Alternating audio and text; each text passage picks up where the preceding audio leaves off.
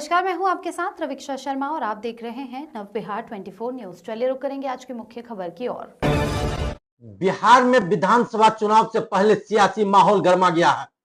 जनसुराज सूत्रधार प्रशांत किशोर ने एक प्रेस कॉन्फ्रेंस में जदयू नेता अशोक चौधरी पर अपनी बेटी संभवी चौधरी के लिए टिकट खरीदने का गंभीर आरोप लगाया।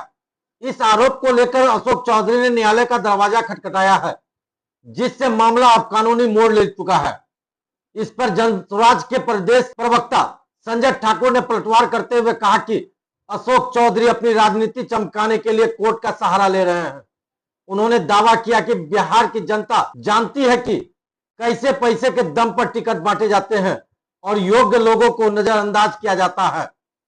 उन्होंने आगे कहा कि अशोक चौधरी ने दलित समाज के लिए कुछ नहीं किया है और 2025 के चुनाव में जनता ऐसे नेताओं को करारा जवाब देगी। उन्होंने राजद और भाजपा जदयू गठबंधन की भी आलोचना की, जो जनता की उम्मीदों पर खरे नहीं उतरे। मोतिहारी से अरविंद कुमार की रिपोर्ट।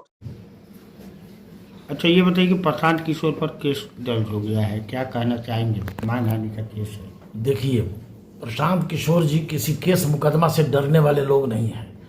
केस वो जानबूझ करके पॉलिटिकल तमाशा करने के लिए, पॉलिटिकल एडवांटेज लेने के लिए अशोक चौधरी मुकदमाबाजी की बात कर रहे हैं या मुकदमा कर रहे हैं। मुकदमा कर रहे हैं तो माननीय न्यायालय में हम उसका जवाब देंगे, हम संतुष्ट करेंगे न्यायालय को।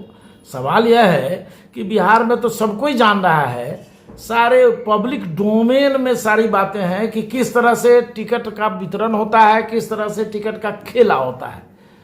कई राजनीतिक दल हैं जिनके संबंध में आम जनता में परसेप्शन पहले से तैयार है। लोग समझ रहे हैं जो वहाँ ऐसे ही टिकट किसी को नहीं मिलता है बिना किसी व्यवस्था के।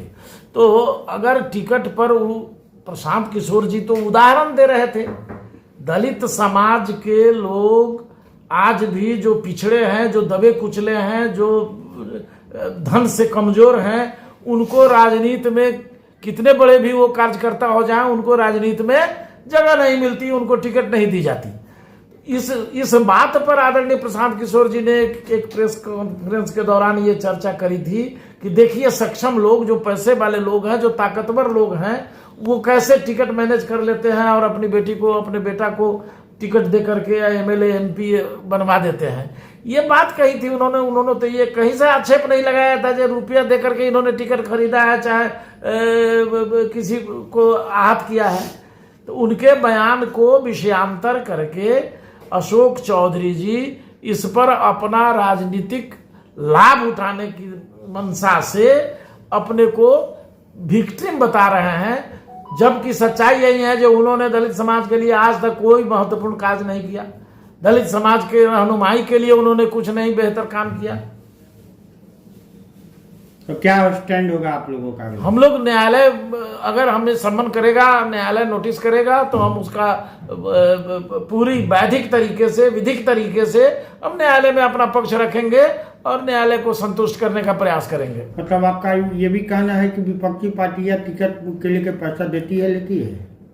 ये मेरा कहना नहीं है, ये बिहार के तमाम नागरिकों का वर्जन है। लोग ये जानते हैं, बहुतेरे कैंडिडेट आप ही के अपने जिले में, आप सब पत्रकार लोग हैं, सब कोई जानते हैं जो बहुतेरे कैंडिडेट ऐसे हैं जो पिछले चुनाव में कहां से, किस पार्टी से कितना रुपया दे करके लेके आए। सारे पब्लिक डोमेन में है साहब। तो ये हमारे नेता ने तो उनको कहीं से आरोपित नहीं किया। उन्होंने एक उदाहरण के रूप में ये बात रखी कि लोग रुपया देकर टिकट लाते हैं, मैनेज करते हैं। दलित समुदाय में ऐसे भी जेन्युइन कार्यकर्ता हैं जिनको अगर पार्टी मौका देती तो वो एमएलए एमपी बन सकते थे, लेकिन धन के अभाव में वो पहुंच नहीं पा रहे हैं बड़े नेताओं के पास और उनकी उपेक्षा की जा रही है। और जो पैसे वाले लोग हैं वो आसानी से टिकट मैनेज कर ले रहे हैं। तो ये बात तो कहीं से किसी के मान पर हानि करने का है ही नहीं। लबरई का मानहानि का मुकदमा कर रहा है, वोल्टेज अपना टाइट करने के लिए जो हम प्रशांत किशोर जी से लड़ रहे हैं, उनको मालूम नहीं है ये प्रशांत किशोर जी उस शख्सियत का नाम है जिसने बिहार में एक सशक्त राजनीतिक धुरी की स्थापना कर दी है। एक ऐसा राजनीतिक विकल्प जिससे जो नौजवानों, बुजुर्गों, अकलियतों, दलितों, पिछड़ों सवर्णों एवं समाज के सभी वर्गों के लोगों की उम्मीद जग गई है। ये बिहार की उम्मीदों के चांद बन गए हुए हैं, ये बिहार के लिए राजनीतिक आइकॉन बन गए हैं। और इस वजह से जनता दल यू, भारतीय जनता पार्टी, कांग्रेस और राजद सबको पेट में चूहा कूदने लगा है, सबकी को बुखार पकड़ लिया है। इसलिए सब के सब आदरणीय प्रशांत किशोर जी पर हमलावर बना हुआ है, जिसे बिहार की जनता देख रही है। चूंकि इन तमाम राजनीतिक दलों के शासन व्यवस्था से बिहार की जनता वर्षों से त्रस्त है, त्राहिमाम कर रही है और अब मुक्ति चाहती है। तो मुक्ति तो तभी संभव है जब एक तीसरा ताकतवर विकल्प राजनीति में सामने आए। लगता है कि प्रशांत किशोर इस बात कुछ अच्छा करेंगे। निश्चित रूप से अच्छा करेंगे, क्योंकि आपको मालूम है कि एक तरफ है माह रोशन, एक तरफ है माहरू, इस धधकती आग में कैसे बचेगी आबरू। अब बिहार की जनता के सामने आबरू बचाने का सवाल है। राजद का 15 वर्षों तक आतंक राज, जुल्मी शासन, भ्रष्टाचारी शासन को जनता झेल चुकी है, फिर से तेजस्वी को लाने के मूड में नहीं है। तो दूसरी तरफ नीतीश कुमार जी पर बड़ी उम्मीद थी, लेकिन इन्होंने उम्मीदों पर पानी फेर दिया। ये भैंस पानी में बैठ गई। भारतीय जनता पार्टी और नीतीश कुमार के गठजोड़ की सरकार ने बिहार को, शिक्षा व्यवस्था को, बिहार के बेरोजगारी रोजगार को और यहाँ के तमाम विकास के कार्यों को रसातल में धकेल दिया है। साहब, भारत के आयोग ने, नीति आयोग ने जो अभी हालिया